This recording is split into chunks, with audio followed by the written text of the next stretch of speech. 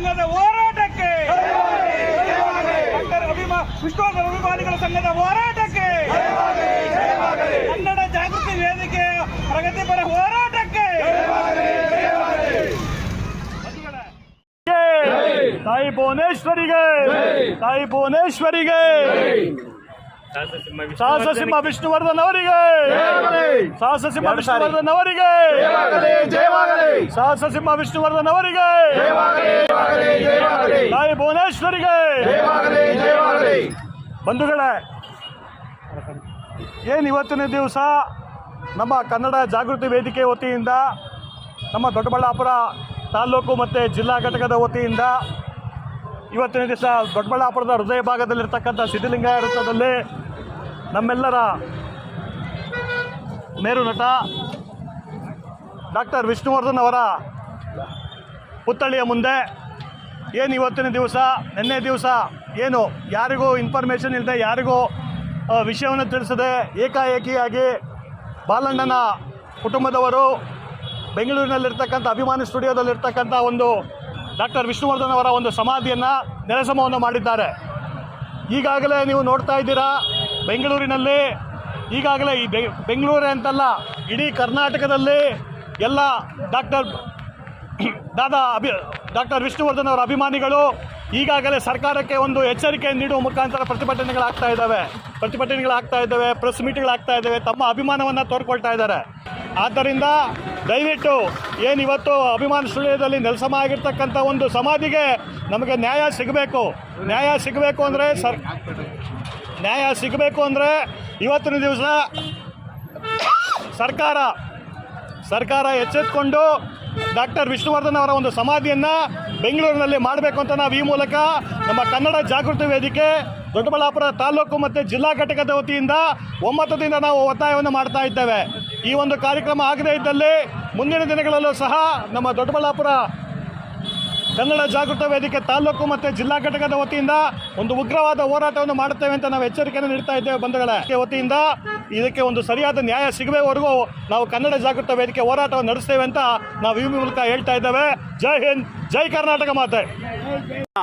ಎಲ್ಲ ಕನ್ನಡ ಮನಸ್ಸುಗಳೇ, ಇವತ್ತು ನಾವೆಲ್ಲರೂ ಸೇರಿರ್ತಕ್ಕಂಥದ್ದು ಬಹಳ ದುಃಖಕರವಾದ ಒಂದು ವಿಚಾರ.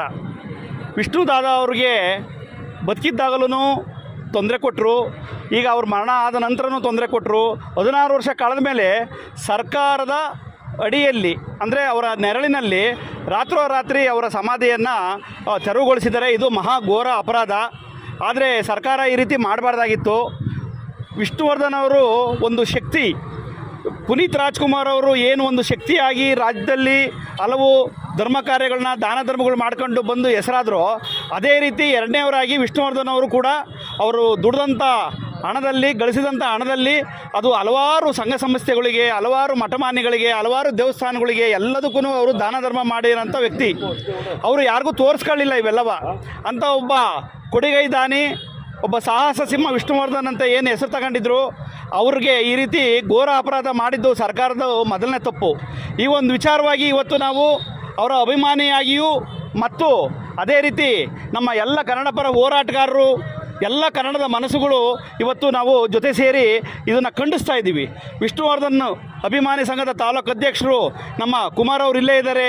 ನಮ್ಮ ಕನ್ನಡ ಪರ ಹೋರಾಟಗಾರರು ಮತ್ತು ನೀರಾವರಿ ಹೋರಾಟಗಾರರಾದಂಥ TG ಮಂಜುನಾಥ್ ಅವರಿದ್ದಾರೆ.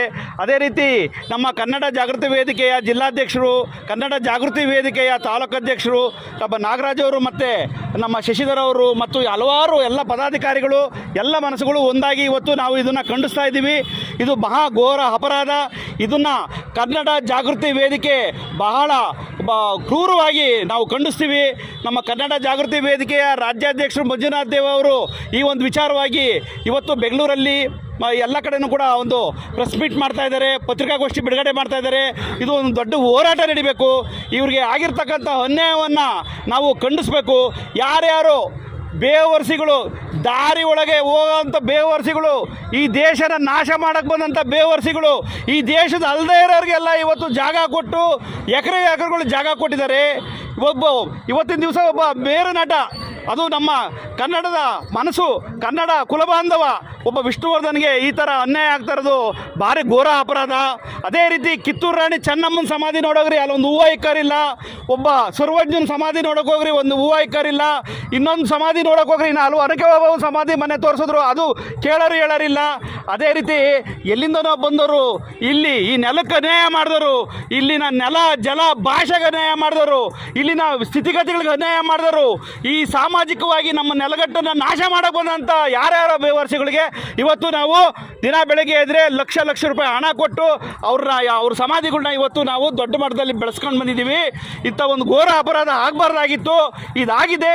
ಯಾವುದೇ ಬೆಲೆ ತೆತ್ತಾದರೂ ಸರಿ, ನಾವು ಎಲ್ಲ ಕನ್ನಡ ಮನಸ್ಸುಗಳು, ಎಲ್ಲ ಅಭಿಮಾನಿಗಳು, ರಾಜ್ಕುಮಾರ್ ಅಭಿಮಾನಿಗಳು ಇರ್ಬೋದು, ಸುದೀಪ್ ಕಡೆ ಇರ್ಬೋದು, ದರ್ಶನ್ ಕಡೆ ಇರ್ಬೋದು, ಇಲ್ಲ ಇನ್ನೊಬ್ಬರು ಮತ್ತು ಕನ್ನಡ ಮನಸ್ಸುಗಳು, ಹೋರಾಟಗಾರರು, ಪತ್ರಕರ್ತರು ಎಲ್ಲರೂ ಸೇರಿ ನಾವು ಯಾವುದೇ ಬೆಲೆ ತೆತ್ತಾದರೂ ಸರಿ ಅದನ್ನು ಉಳಿಸ್ಕೊಬೇಕು ಅಂತ ನಾವು ಪ್ರಯತ್ನ ಪಡಬೇಕು.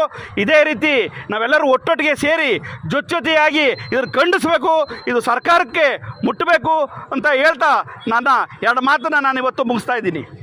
ನೀವು ಮಾತಾಡಿ ಬನ್ನಿ.